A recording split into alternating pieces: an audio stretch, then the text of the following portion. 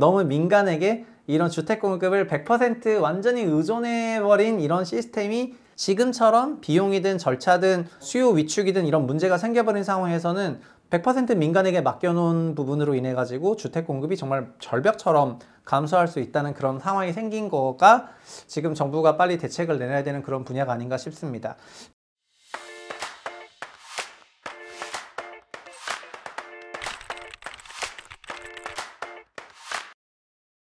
안녕하세요. 최상욱의 부동산 신부름센터 센터장 최상욱입니다.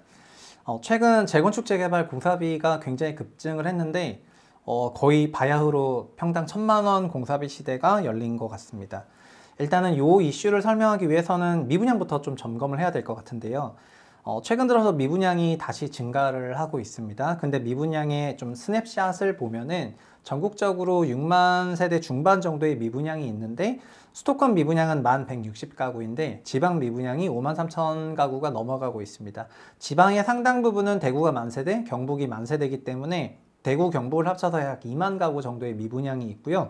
충남, 강원, 경남 지역 순서로 이렇게 미분양이 좀 있습니다. 부울경 지역에 미분양이 많은 편이에요. 그런데 이런 미분양이 난 거랑 공사비랑 뭔 관계냐 이렇게 생각하실 수가 있는데 미분양이 나다 보니까 건설사들이 전반적으로 수주를 조금 줄이고 있거든요. 그래서 23년 같은 경우에는 우리나라가 토목과 건축 수주로 국내 수주액을 기표를 하는데요. 건축 안에 주택 수주 금액이 들어 있습니다. 그런데 22년에 국내 건축 수주는 92조 원이었는데 작년 같은 경우에는 63조 원으로 완전히 급락을 했거든요. 그래서 수주 금액이 거의 3분의 2 토막 났다 이렇게 생각하시면 될 것 같고 토목 쪽에서는 별로 수주 금액 하락이 없었어요. 그러니까 주택 쪽에서 건설사들이 굉장히 수주를 안 하고 있는 그런 상황이 되겠습니다. 지방 같은 경우에는 지방도 74.8조 원 건축 수주했다가 52.7조 원으로 작년 수주 금액을 굉장히 낮췄기 때문에 사실 수도권이든 지방이든 지금 건설사들은 전반적으로 주택 수주를 굉장히 보수적으로 바라보고 있다 이렇게 말씀을 드릴 수가 있을 것 같고요. 그런데 건설사들이 지금 전체적으로 보면은 채무 보증이든 PF 관련이든 여러 가지 부실화 가능성이 좀 높기 때문에 전체적으로 수주를 안 하고 이제는 돈 되는 수주만을 하려고 하고 있거든요. 그래서 건설사들이 조금 돈 되는 수주만을 하기 위해서 과거에 좀 적극적으로 수주했던 그런 스탠스에서 벗어나서 지금은 진짜 공사비가 높지 않으면은 정말 수주를 안 하고 있습니다. 그러다 보니까 최근에 입찰 공고를 낸 정비사업 단지에서 논의되고 있는 그런 공사비가 용산 가로에 있는 남영동 업무지구 재개발 사업인데 여기 평당 1,070만 원 되는 거고요. 마포 도하에 있었던 도하 제10지구 마포로 1구역 제10지구 같은 경우에도 1,050만 원이 되거든요. 그러니까 잠실에 있는 진주 아파트나 우성 아파트 이런 것도 800만 원대인데 마포에 있는 이런 아파트가 1,000만 원대 넘어가고 이러고 있는 그런 상황이고 전반적으로 올라가는 속도가 과거에는 500에서 600도 겨우 넘었는데 지금은 700, 800, 900, 1000 그리고 서초 신반포 같은 경우에는 평당 1,300만 원을 요구할 정도로 엄청난 공사비 상승을 그렇게 요구를 하고 있습니다. 건설사들이 이렇게 소위 공사비가 충분하지 않으면 수주를 하지 않겠다는 그런 자세를 하고 있죠. 그럼 여기서 일반적으로 건설사가 수주 안 하면 먹고 살 수 있어? 이런 질문을 하실 건데요. 근데 수주 산업이라는 거는 매출이 3년 이상 걸쳐서 이루어지거든요.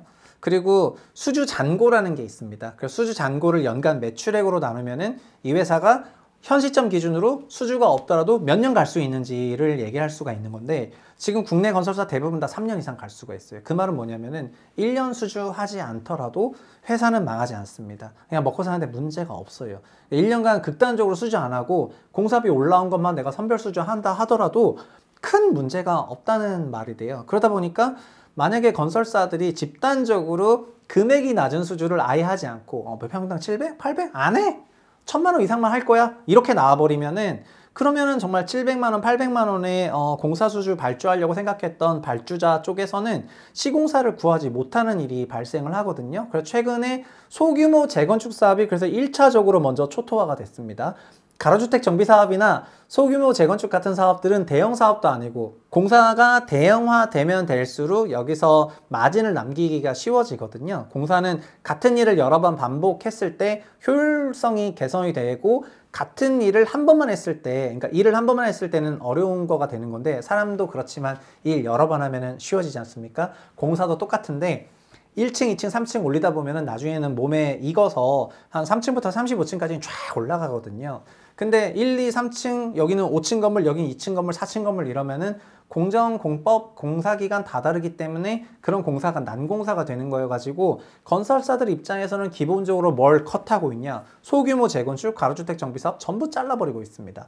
그리고 이걸 다 컷한 다음에 뭘 컷할 거냐, 공사비가 낮은 일반 재건축 사업들 전부 자를 거고요. 지금 뭔만 수주하냐, 초대형 공사비가 높은 그런 사업만 수주하겠다는 그런 자세이고, 그 기전은 뭐다? 첫 번째, 우리 전반적으로 PF 관련 부담 때문에 건설사가 어렵다. 두 번째, 손익에 집중해서 이런 대형 사업 아니면 우리 수주할 생각이 없다. 다 이런 집단 행동을 할 수가 있어가지고 이렇게 했을 때 공사 발주 내기가 너무 어려워지는 거예요. 그러면은 여기서 건설사들이 집단적으로 수주에 비협조적일 때 과연 우리는 어떻게 주택을 건설 공급할 수 있느냐, 이거를 생각해 봐야 될 때가 된 것 같습니다. 한국의 주택 공급은 거의 100% 민간에게 의존을 하고 있는데, 민간에게 상당히 과잉 의존을 하고 있는 그런 상황이라고 할 수가 있을 것 같습니다.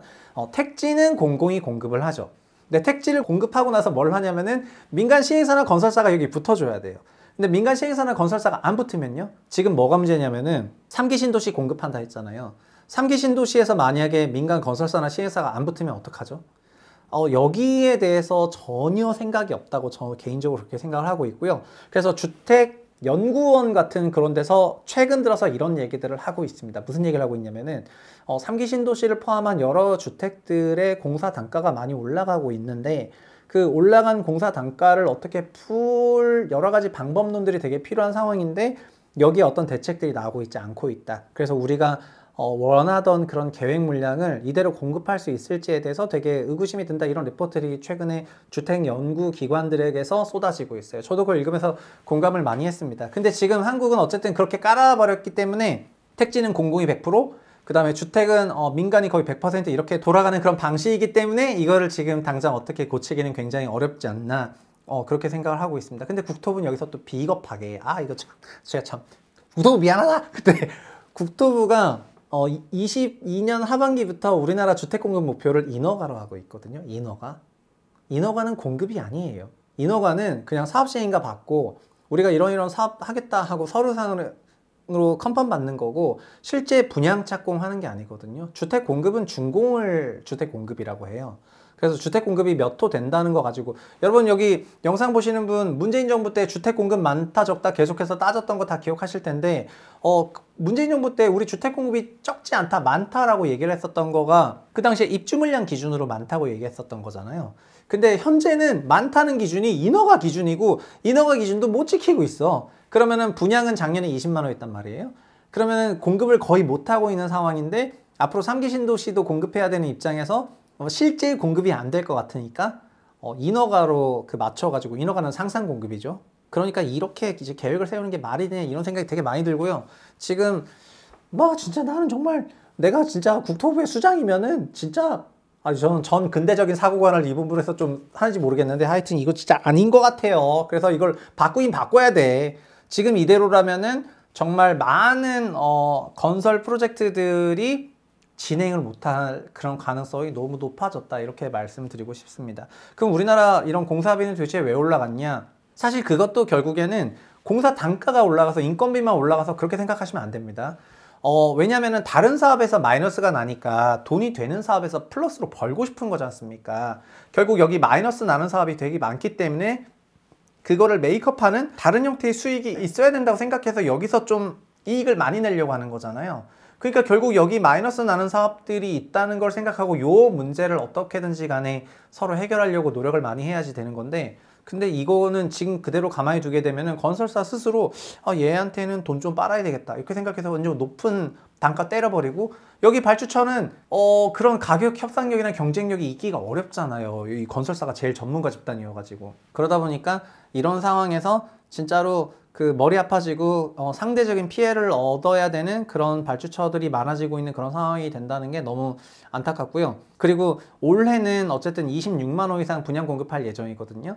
26만 호 이상 공급하고, 그리고 지금 올해 건설 수주도 좀 예상을 하고 있지만 올해 건설 수주도 조금 보수적으로 보고 있어요. 건설사들이 올해 PF 위기 때문에 돈 되는 것만 선별 수주할 가능성이 되게 높아지면서 그래가지고 너무나 건설사들에게 그리고 너무 민간에게 이런 주택 공급을 100% 완전히 의존해버린 이런 시스템이 계속해서 이어지는 과정에서 평년도라면 별 문제가 없었는데 서로 합의해서 서로 좋게 서로 성장하기 위해서 공급을 막 열심히 하려고 하는 그런 연도에 문제가 없지만 지금처럼 비용이든 절차든 수요 위축이든 이런 문제가 생겨버린 상황에서는 100% 민간에게 맡겨놓은 부분으로 인해 가지고 주택 공급이 정말 절벽처럼 감소할 수 있다는 그런 상황이 생긴 거가 지금 정부가 빨리 대책을 내놔야 되는 그런 분야가 아닌가 싶습니다. 그리고 하나 더 말씀드리고 싶은 거는 많은 분들이 공사비 얘기를 하면은 공사비가 올랐기 때문에 주택가격이 무조건 미래에 무조건 올라가야 된다 이렇게 생각들을 하시는데요. 현재는 높아진 주택 가격으로 인해서 수요가 못 따라가는 상황이에요. 그래서 주택 건설 공급이 없더라도 수요가 너무나 위축되어 있기 때문에 이게 체감이 되지 않을 거예요. 그러니까 작년에 20만 원 공급했잖아요. 아마 지금이 2018년, 2017년 정도였으면 20만 원 공급하면 진짜 주택시장이 난리가 났을 거예요. 그러나 작년에 주택 수요가 녹아버렸기 때문에 그리고 올해도 어느 정도 마찬가지여서 주택 공급을 못했다 하더라도 지금은 티가 나지 않는 겁니다. 근데 지금 티가 나지 않지만 언젠가 티가 날 수도 있겠죠?